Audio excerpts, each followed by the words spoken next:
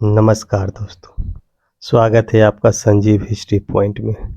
आज से हम इस चैनल पर इतिहास के सभी अध्यायों के महत्वपूर्ण वस्तुनिष्ठ प्रश्नों की एक खास सीरीज बिल्कुल मुफ्त शुरू कर रहे हैं, जहां आपको हर चैप्टर का इम्पोर्टेंट एमसीक्यू और उसका पीडीएफ मिलेगा, वो भी बिल्कुल फ्री। तो हमारे इस नए चैनल को सब्सक्राइब जरूर कर दें और वीडियो को लाइक, शेयर और कमेंट करना ना भूलें। तो आइए शुरू करते हैं। यूरोपीय कंपनी का आगमन से भाग 1 है। इसमें 25 वस्तुनिष्ठ प्रश्न व्याख्या सहित रहेंगे। प्रथम प्रश्न से शुरुआत करते हैं। यूरोप में 15वीं से 19वीं शताब्दी के बीच आर्थिक परिवर्तन का मुख्य आधार क्या था?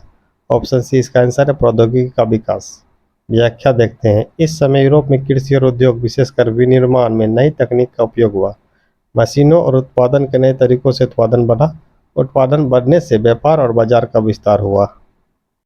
अगला प्रश्न है, पूंजीवाद के उदय का प्रमुख प्रभाव क्या था?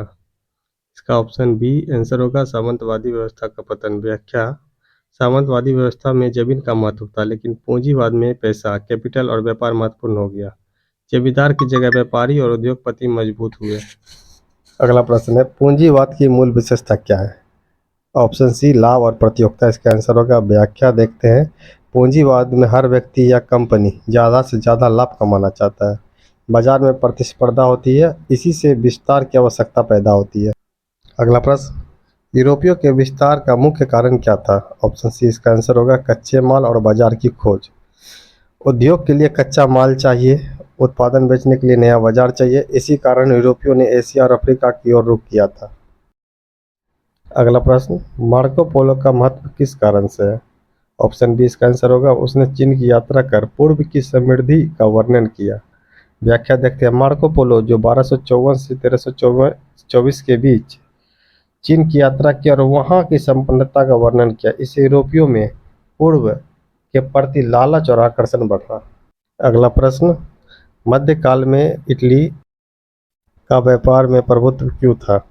ऑप्शन बी इसका आंसर होगा उसके पास प्रमुख व्यापारिक मार्गों का नियंत्रण था। व्याख्या देखिए। वेनिस और जेनेवा जैसे पूर्व और पश्चिम के बीच व्यापार के मुख्य केंद्र थे। सभी वस्तुएं इन्हीं के माध्यम से यूरोप जाती थी।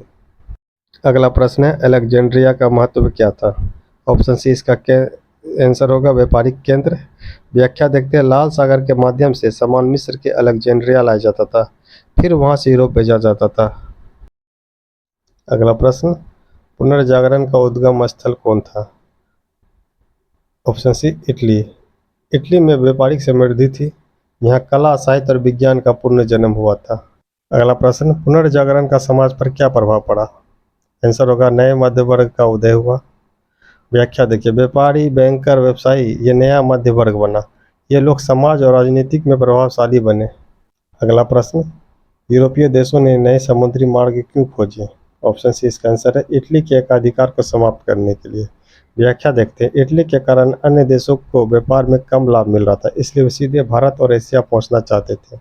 अगला प्रश्न, समुद्री खोजों में सबसे महत्वपूर्ण उपकरण कौन सा था? Option C compass. कंपास से दिशा का पता चलता था।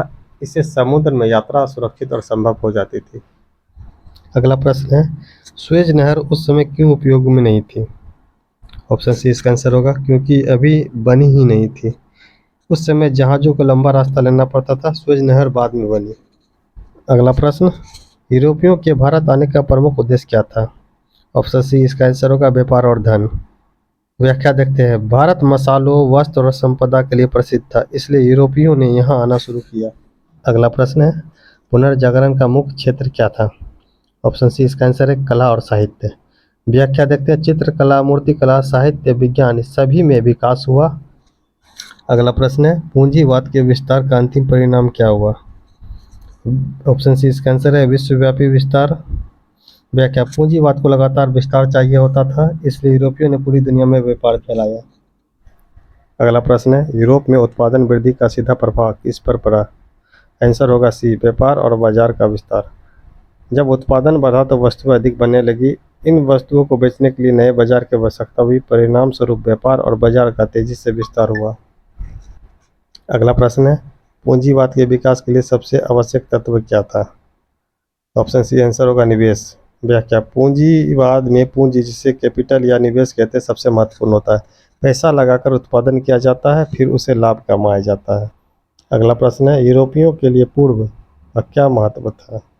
ऑप्शन सी, धन और विलासिता की वस्तुओं का स्रोत। व्याख्या, भारत और एशिया मसालों, रेशम, सोना आदि के लिए प्रसिद्ध थे, इसलिए यूरोपियों के लिए अत्यंत आकर्षण का केंद्र था। अगला प्रश्न है, स्थल मार्ग से व्यापार की मुख्य समस्या क्या थी?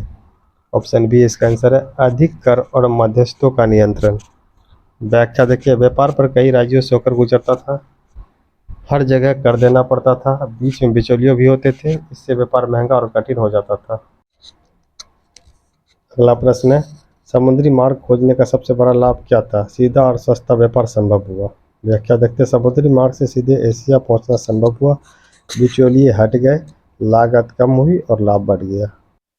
अगला प्रश्न है, पुनर्जागरण का मुख्य प्रभाव किस पर पड़ा? ऑप्शन सी आंसर है मानव सोच और ज्ञान पर।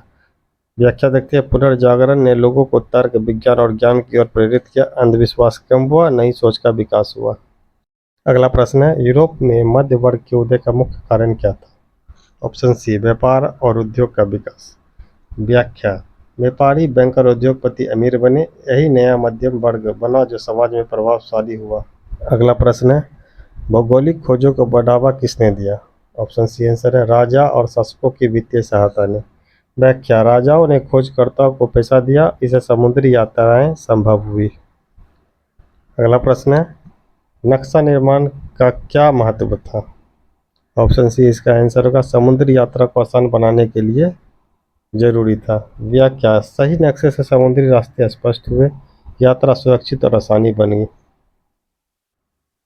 इस भाग का अगला और अंतिम प्रश्न है, यूरोपियों के भारत आने का प्रारंभिक उद्देश्य क्या नहीं था? इसका आंसर सी हो जाएगा भारत में अस्थायी रूप से बसना।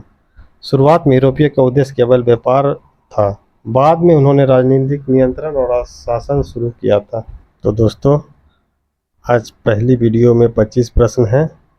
अगर हमसे बोलने में कुछ दिक्कत हुई तो उसके लिए क्षमा प्रार्थी हूँ, आगे मैं इसमें सुधार करूँगा, इसके लिए मैं प्रयत्नशील रहूँगा। तो दोस्तों, हमारे इस वीडियो को लाइक, शेयर, सब्सक्राइब और कमेंट ज़रूर करें।